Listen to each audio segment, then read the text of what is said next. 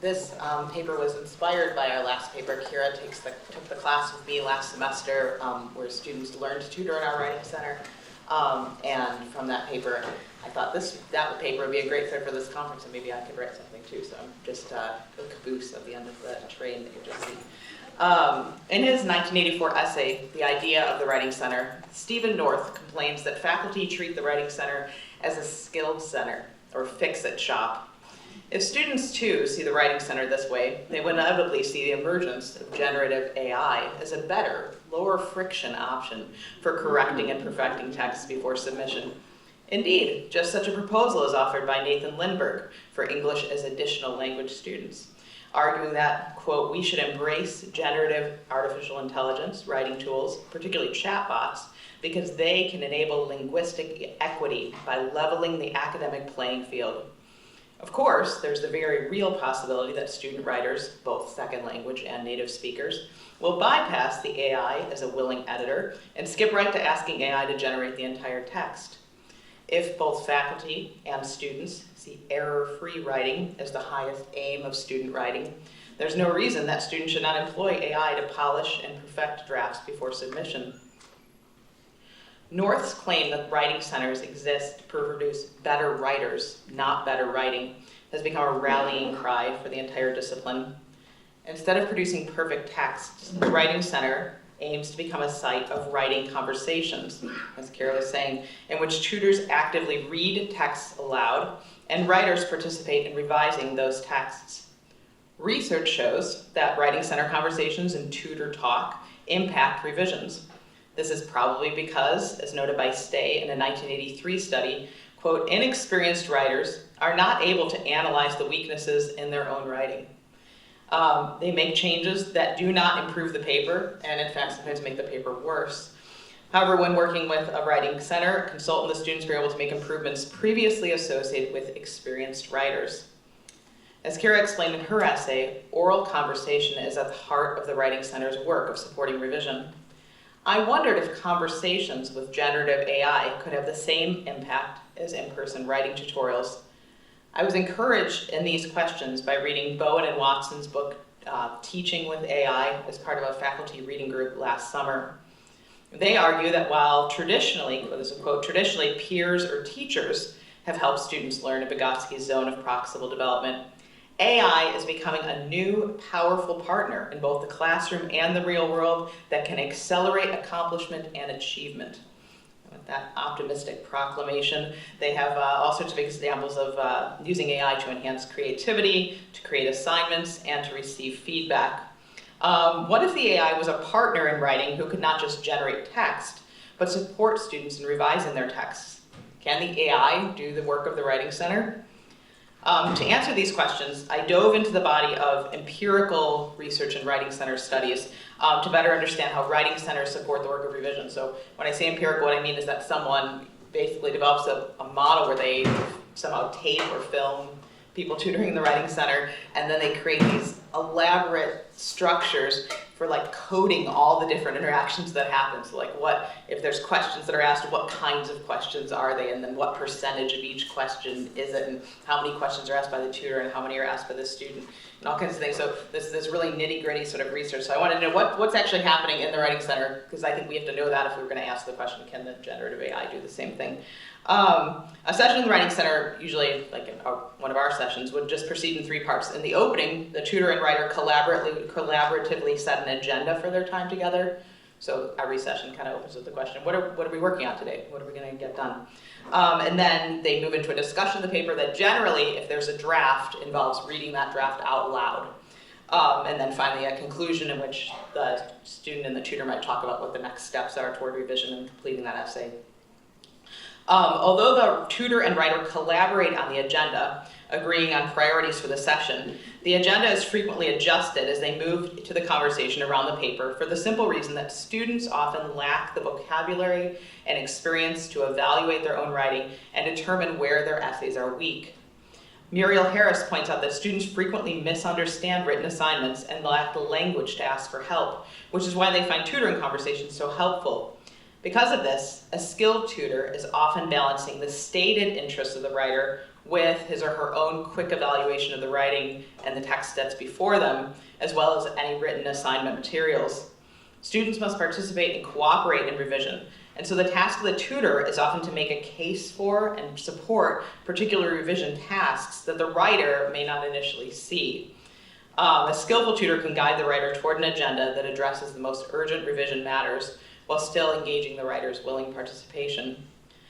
In my research, I identified several strategies that tutors use to engage students and encourage revision. Questions perform multiple functions in tutoring, with the most common being questions that establish common ground with students, including questions tutors ask to be sure they understood the assignment and the student's conference goals and evaluate the student's understanding. These types of questions help the tutor set the agenda for the session and assess student understanding of the writing task. Once they've asked these questions, tutors move into the body of the conference, and I've sort of created two categories of the kind of work that happens in these conferences, in these conversations, and I'm labeling them scaffolding conversations and revision conversations. And obviously these two categories overlap, and they're my categories, so they're kind of a larger categories of like the really, really detailed work that these empirical studies do. So scaffolding refers to supporting a student to accomplish a task that the student cannot accomplish on his own. To do this successfully, the student must evaluate the student's responses in the conversation. And I sort of want to give you an example. So say you get a paper from a student, and there's a requirement on the assignment sheet that there should be a thesis statement for that paper, and there is not a thesis statement. So you might start by saying, can you show me where the thesis statement is? And maybe the student points out something that they think is the thesis statement and you don't think is the thesis statement. That's one kind of thing, right? Sometimes the student looks at you because they have heard that term before, but they do not know, right? So they optimistically have typed, and here is their text, and there is no thesis statement because they don't know what it means to write a thesis statement, so they have done their best, and here is what it is. Sometimes the person will say, well, in fact, and then they will articulate this thesis statement that exists within their own mind and has not ever made the transition to the paper. And so when I talk about scaffolding, I mean that you have to ask a lot of questions to kind of find out which one of those situations is at work in order to know how to properly support that student, right? So, I mean, I could probably, or AI could, just change that paper, right? And I think some of the students come to the Writing Center thinking that's what's going to happen. Like, it's a little like you go to the barber, right? And you pay someone else, you sit in the chair, they do the work, you look better when you leave, they have, right, they've earned a little money, and it's nice. But like, in fact, in the Writing Center, what we really want to do is we want to support students doing their own revisions for this very reason, because I can't actually revise someone's work. I can change it to do what I want it to do, but I can't actually figure out what the writer is thinking myself. So we all ask these scaffolding questions to kind of support the student writing. And Harris writes, students were asked to rate how satisfied they were with tutorials in which the tutor either assumed control and explained what had to be done, or used questioning that permitted the student to think through the process and reach their own conclusions. From the student's perspective, the more highly satisfactory tutorials were those in which the students were active participants in finding their own criteria and solutions. In order to help students find their own solutions, successful tutors learn to evaluate the student's zone of proximal development and in order to understand the limits of the student's current ability. And then move to helping. So the scaffolding then would help the student as they move, determine what those next steps are and move on to those next steps. In their book, Talk About Writing, Maskowitz and Thompson identify 8 cognitive scaffolding strategies. Each of these strategies aims to support student thinking and moving toward revision of the text. The first strategy, pumping, refers to withholding advice or asking leading questions to guide students to the answer. So their example is, where does the comma go in this sentence? Right, so we assume there should be a comma here. Can you find out where it should go, and you're supporting them that way. Second strategy is reading aloud, including reading and discussing the written assignment materials that the professor or teacher has composed. Third, tutors may respond as a reader or listener, offering comments or a paraphrase of what the writer is saying. So you say, what I hear you saying is this. Is that what you meant to say? And the writer might say, oh no, that's not it, right? Or somebody you can say, I'm really confused here. I don't understand how this goes with that. Can you explain that point? And the person can see then there's an opportunity for revision. Often successful cognitive scaffolding helps students move forward in a task. And one method these authors saw was forcing a choice that was constrained. So you can say, do you want what do you want to put this point first, or do you want to put it second? Right, and then either one of the choices is a valid choice, but you constrain the choices so that the student can understand and complete the task more successfully. And then finally, tutors use prompting, hinting, or demonstrating to provide partial or example strategies that the student might apply to the draft. These strategies can be used flexibly by an experienced tutor to assess the student's current level of understanding and support growth. One feature of these strategies is that they combine a rich blend of evaluation of student learning and then attempts to support next steps. And as Kira said, sometimes you attempt to support a step and then it doesn't go, right? Then you have to sort of provide another attempt to see if you can help the student, because sometimes the person follows, like they're like, oh, I understand what needs to be done, and they start doing it. And sometimes you see that they still don't understand the task, so you need to do more support there. So as I said, you might say, point to your thesis, and the person can't do that, so then you start talking through, do they understand what the thesis is? Maybe they don't have one, you need to go back to rebuilding it. Maybe like somebody's in our Humanities 103 classes, there's some really key vocabulary terms that are part of the course. So you end up saying to them, like, this question asks about entombment. Do you know what that means? And the person is like, well, now that you mention it, I'm not really sure. They can go back to their course reader and look that up, and so you're sort of like helping them build their thesis as they go. So the tutor can break into smaller steps, supported by questions to help the student complete the task that he can't complete by himself. And the support for revision then takes many forms. As Kira said, the center of the session is reading aloud the written text, supporting revision by moving from a fixed written text to a more fluid oral conversation.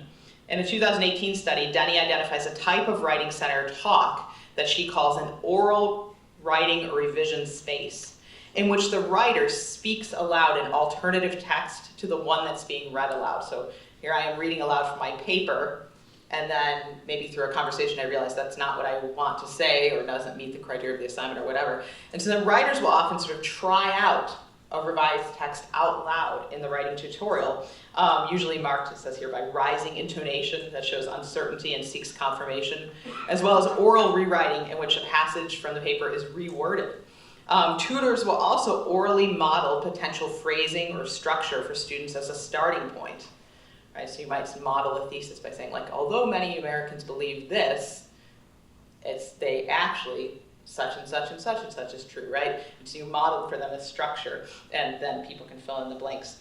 She says the power of the oral writing space is that it's akin to cognitive scaffolding, in which it helps the student solve the problem on their own. The feedback can be immediate and supportive. These oral trials are an important step in revision because they allow for a tentative testing space for writing.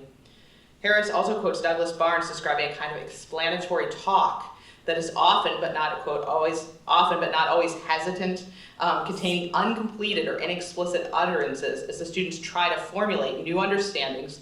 Exploratory talk enables students to represent to themselves, that's my emphasis, what they currently understand, and then if necessary, criticize and change it. We see from this research that as students revise during writing center sessions, the revisions take shape as oral utterances that can be transcribed into writing after trying them out before the tutor. The tutor provides an audience, giving immediate feedback to the student writer.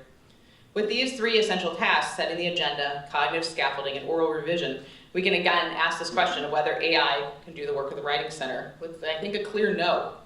Bowen and Watson are clear.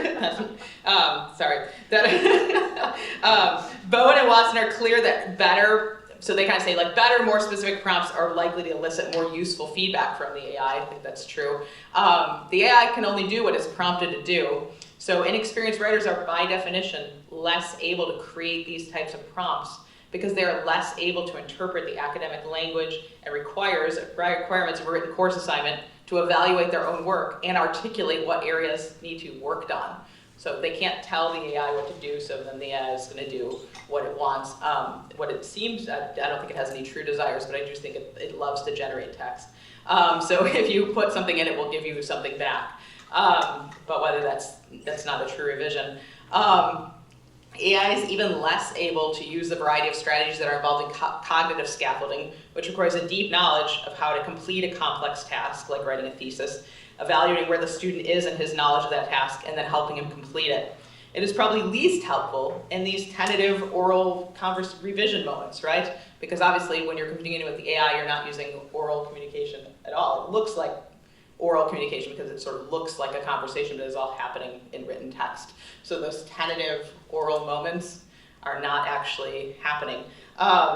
And in confronting their text, sorry, I lost my place on the page. Although AI sort of seems to be oral, holding a sort of conversation, it's unable to support the move from students' primary orality to attempt to enter the academic discourse community by building ideas in conversation and then orally composing them before committing them to print. So when we say we want better writers, not better writing, if we agree with North, then we really get at the heart of what we want, which is that we want writers who are transformed. What we have before us when someone comes to the Writing Center is a person who has made a text. And if we want that person to make a different text, what we have to do is we have to do the work of supporting a transformation in that person. This is the reason that students are so desirous of using the AI, because they say, here is the text I have produced, and you have said this is insufficient. So obviously I cannot do this task. And you have to say to them, no, you could be a different you. You could be different, and then if you were different, you would write a different text. So these cognitive scaffolding moves and these oral revision moves support the work of transformation from a person who does not know what a thesis statement is, to a person who can understand what a thesis statement is, to a person who can compose a thesis statement. And that person is different than the first person. And then that person can write a thesis statement, yes? And in conversation, you can find out why it is that that person A, the person who, the arrival person, doesn't know that thing, and then support them in knowing that thing and model the behavior for them as much as it's a behavior. The activity of the kind of thinking, right? So you're supporting them through this thinking of saying, well, we'll go back to your notes and find out what that word means. Or like in the humanities assignments, there's often like, look at these 2 or 3 texts and talk about a common theme. So you break it down. You say, did you read this text? Sometimes that is the problem. Someone is like, oh, I did not read this text. And I'm like, well, then you have probably, there's meaning in the text, but you have failed to acquire it because you have not actually met the text. And if you were to read it, that might happen for you, right? Like, I can't promise that it would happen for you, but it may happen for you. So somebody's that, like, I think that some of the students are genuinely surprised at this. I think they've gotten through like other educational situations by not doing that work. It's just like, which is a thing. So, but now if you sort of like, this is the way that we can do this thing. So if we say we want better writers, not better writing, we have to get at the heart of the transformation. That's the work of the Writing Center. Ong tells us that writing shapes consciousness. In confronting their texts and holding an oral conversation, student writers are transformed so that they can meet and they can become new selves who compose out of that transformation. Scaffolding grows thoughts and ideas, and the oral revision spaces are the first utterances of an emerging new self, able to articulate what was not there before. Students are right when they turn to AI for the paper to be truly different. It needs a different author. But the different author doesn't need to be the AI. The different author could be you, having grown and learned. In the Writing Center, we support the work of transformation of the student writer so that he may be changed and revise his work out of that change.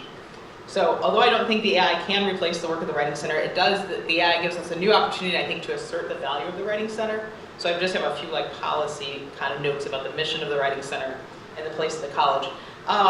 One thing is that some of these people from the North 1980s era would say, we don't need the Writing Center to support the curriculum. We want students to come in and be free to ask for the help that they want. But at Geneva, I've seen all of our students who are tutors in training have taken these core classes, these humanities classes, and that so much enriches their ability to support the work of student writing. And I think even there's like this genuine, beautiful, actual buy-in. Like the humanities course is supposed to be a course that's like good for your soul. And students come out of that class and they say, this has been good for my soul, and then they're eager to enter into that work with other students, and that's a beautiful thing. So I like to see, I think it's just really great to see that kind of buy-in and tie-in, and I think other classes could build that too, where faculty could work with the Writing Center to build understanding of what the goals are of a course. And then partnering with that, there's kind of a, like, it's sort of not allowed to, like, not for a policy, but in Writing Center research, there's a sense of like, don't make the Writing Center mandatory, because then it will be this punishment, or it really only works if the person is a willing participant. And if you make it mandatory, maybe they're just going to come and cross their arms on their chest and not participate. But research by Jackie Wells showed that she kind of inherited a remedial writing course that had a component of a required Writing Center visit. And she found out that after surveying the students that they actually found it really helpful and they weren't fighting back. So I think it might be worthwhile with some courses to think about whether we want to make the Writing Center a necessary component. And the reason I think that is that I think that students don't know that they need what we're offering. And so you will kind of say this thing exists and you can go there if you want to, and that's fine. But I think if we make people go there and experience something they didn't even know existed, this conversation about writing, I think that could be a thing for them seeing a kind of help they didn't even know that they needed before they went to the Writing Center. And then also, finally, let's not be surprised when students need help and support learning to write. I think that we are rightly careful about academic integrity, but oftentimes the work of supporting someone as a writer really it's a blurry work. I have a third grader, and he gets assigned things like, write about the way that this character was at the beginning of the book. So what do? We read the text aloud together, and then we talk, how is this, come up with some words to describe how this character was at the beginning of the book. This character was selfish, and this character was unkind, and this character was sick, or whatever it is. And then, what do? I write down the things that the student has said, the child, and then the child copies them out in his own hand, right? Our students are not in third grade, but there are occasionally students who really are lacking in these kinds of skills, and the kind of support that they need might look illegitimate. But I think at the same time, we have to consider the fact that we just only have a little bit longer with these people. Because if they're here with us and they leave college not having acquired these skills, I don't think they're going to learn them on the street. I just don't think so. So I think that if we might think about ways that we can be actively supporting student learning and student literacy, even in ways that are like more supportive than what we're used to. And I think that faculty fix-it-shop idea kind of comes from the fact that we're like, this is not my job. My job is to teach the stuff for my discipline, and it's not to deal with this kind of work. Yes, but also your job is to work transformation in the students who are in front of you. And if we believe that language is related to consciousness, and that we are teaching people who are eternal souls, and that writing is one of the ways that God might make people more conscious of ideas and make those ideas transformative to their lives, then can we contribute to this good work? I think we can. And sometimes that might look like giving more support than what we are used to in a college setting. And so I think there are students who genuinely want to learn, and we want to be able to support them. So I think the Writing Center is one way that we can do that. Thank you.